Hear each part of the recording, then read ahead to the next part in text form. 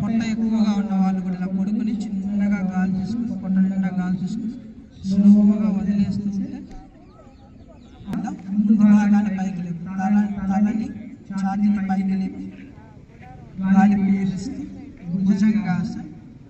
ఇట్లా స్లోగా inhale exhale చేస్తూ ఉండాలి. శ్వాస తీసుకుని వదిలేస్తూ ఉండాలి.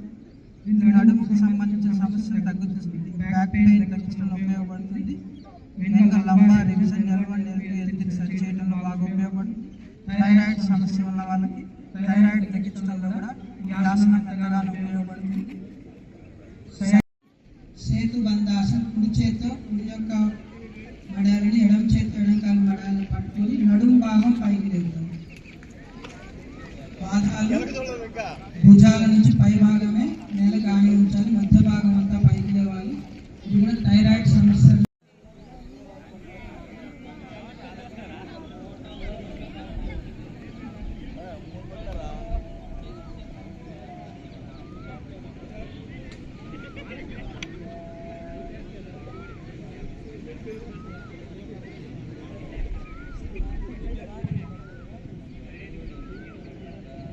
సమస్యలకు ఇబ్బంది పడుతున్న వాళ్ళ చేతి ఈ ప్రాణాయామం చేస్తే చాలా త్వరగా కోలుకుంటారు. నెక్స్ట్ ప్రాణాయామం నాడీ శుద్ధి ప్రాణాయామం. చూపుడు వేలు, థమ్ ఫింగర్, ఇండెక్స్ ఫింగర్ తీసుకుని ఎడమ ముక్కుని క్లోజ్ చేయాలి. కుడి ముక్కుని క్లోజ్ చేసి ఎడమ ద్వారా గాలి వదిలేసి మళ్ళీ ఎడమ నుంచే గాలి తీసుకుని కుడి ద్వారా వదిలేసేయాలి. చాలా చిన్నగా శ్వాస తీసుకోవాలి.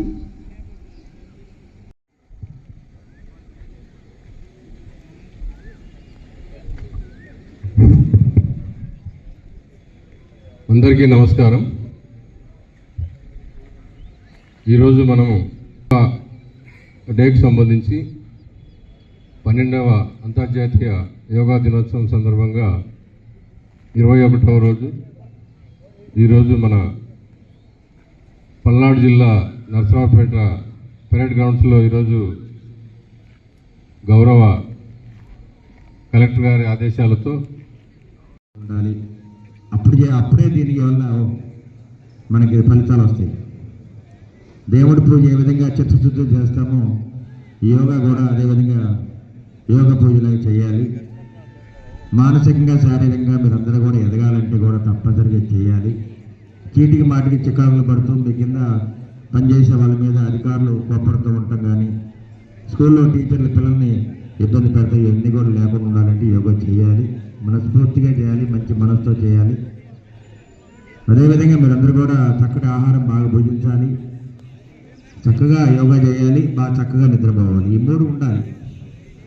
Doctor diet, doctor quiet, doctor merryman. Doctor ఇదే చెప్తారు, బాగా తినండి, బాగా రెస్ట్ తీసుకోండి, సరదాగా ఉండమని చెప్తుంటాం. అప్పుడే మనిషి యొక్క జీవనశైలి చక్కగా ఉంటుందని చెప్పి తెలియజేయడానికి మన నరేంద్ర మోడీ గారు కానీ చంద్రబాబు నాయుడు గారు అదేవిధంగా మన కలెక్టర్ గారి ఆధ్వర్యంలో ఈ కార్యక్రమాన్ని ఎంతో ఘనంగా చేశారు. మరి యోగా గురువులందరూ కూడా ఒక వేదిక మీదకి రావడం అనేది చాలా గొప్ప విశేషం.